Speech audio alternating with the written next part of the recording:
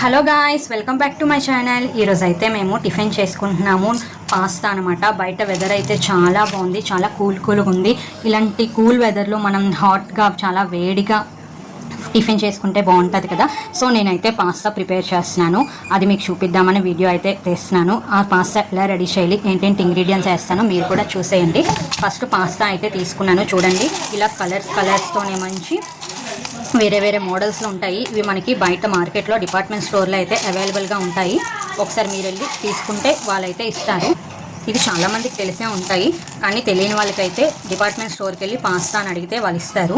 So ఇప్పుడు వీటిని ఇవైతే పాస్తా కావాల్సిన ఇంగ్రీడియంట్స్: ఆనియన్స్, కరివేపాకు, క్యాప్సికమ్, అల్లం చిన్నగా తురుముకున్నవి, వెల్లుల్లిపాయ ముక్కలు, నెక్స్ట్ టమాటో ముక్కలు, కొంచెం సోయా సాసు. ఇది నేను చాలా కొంచెం వేసుకుంటున్నాను, చూడండి, చాలా కొంచెం వేసుకోవాలి సోయా సాస్.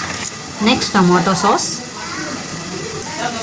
ఇగోండి, నేనైతే ఒక బౌల్లోని నీళ్ళు వేసుకొని వేడి చేసుకున్నాను. ఇప్పుడు దాంట్లో కొంచెం ఆయిల్ వేస్తాను. ఇగోండి, ఒక 2-3 డ్రాప్స్ అయితే సరిపోతుంది. ఇప్పుడు ఈ హాట్ వాటర్లోని ఈ పాస్తా అంతా వేసేస్తున్నాను. ఇలా నేను వేడి నీటిలో ఎందుకు ఆయిల్ వేయమన్నానంటే, పాస్తా మనము ఉడకబెట్టిన తర్వాత వడకట్టుకుంటాం కదా, అప్పుడు పాస్తా పొడి పొడిగా ఉంటుంది ఆయిల్ వేయడం వల్ల, అందుకని నేను ఆయిల్ వేయమన్నాను. ఇప్పుడు ఇది మనం ఒక 10 మినిట్స్ అయితే దీన్ని ఇలాగ వదిలేయాలి.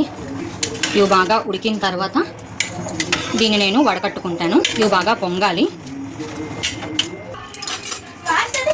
ఇగోండి, ఇవి కొంచెం బాయిల్ అయ్యాయి కదా, ఇవి ఇంకొంచెం అవ్వాలి, అయినంత వరకు దీన్ని వదిలేయాలి. ఇగోండి, ఇదైతే నేను వాటర్ వంపేసుకొని ఉడికిన వాటిని ఇలా అయితే ఉంచుకున్నాను. ఒక పెద్ద దాంట్లోని వాటర్ వంపేసుకుంటే ఇగోండి, చూడండి, ఇవి మనకు ఆయిల్ వేయడం వల్ల ఎంత పొడి పొడిగా వచ్చాయి కదా. ఇది ఒక టిప్పుగా కూడా ఉంటుంది.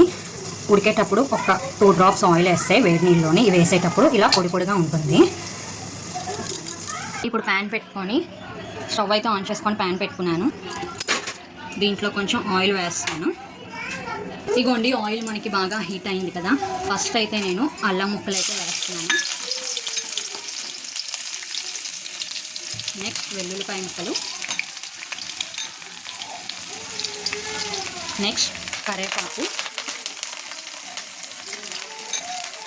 నెక్స్ట్ పచ్చిమిరపకాయ ముక్కలు. వీటన్నిటిని మనం ఒకసారి బాగా కలుపుకోవాలి. ఇవన్నీ చాలా చిన్న చిన్న ముక్కలు కట్ చేసుకుంటే తినేటప్పుడు బాగుంటుంది. ఇవి కొంచెంసేపు ఫ్రై అవ్వాలి.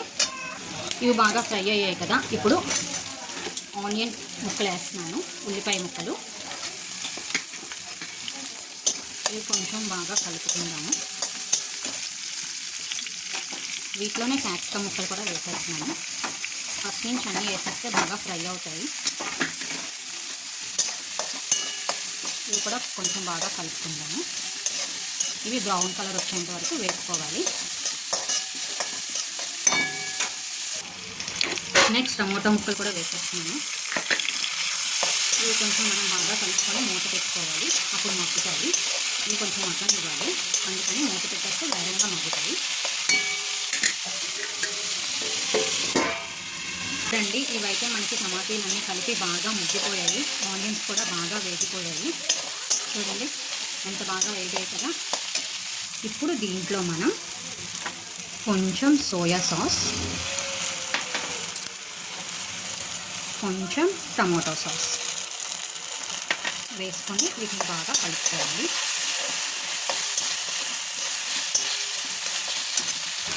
నెక్స్ట్ సాల్ట్, ఇవన్నీ వేసుకొని మనం బాగా కలుపుకోవాలి. చూడండి ఇంత థిక్గా వచ్చింది కదా. ఇప్పుడు దీంట్లోని చూడండి బాగా ఫ్రై ఉడుకుతుంది కదా. దీంట్లోని ఈ పాస్తా మొత్తం షిఫ్ట్ చేసేసుకోవాలి. పాస్తా మొత్తం వేసేయాలి.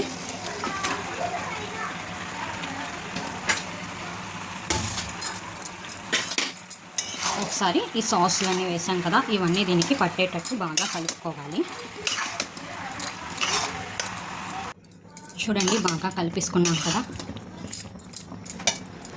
ఇగోండి, ఫైనల్గా పాస్తా అయితే రెడీ అయిపోయింది. చూడండి ఎంత కలర్ఫుల్గా వచ్చింది కదా, ఎంత బాగుంది కదా. ఫైనల్గా పాస్తా అయితే ready. Thank you for watching. Please like, share and subscribe.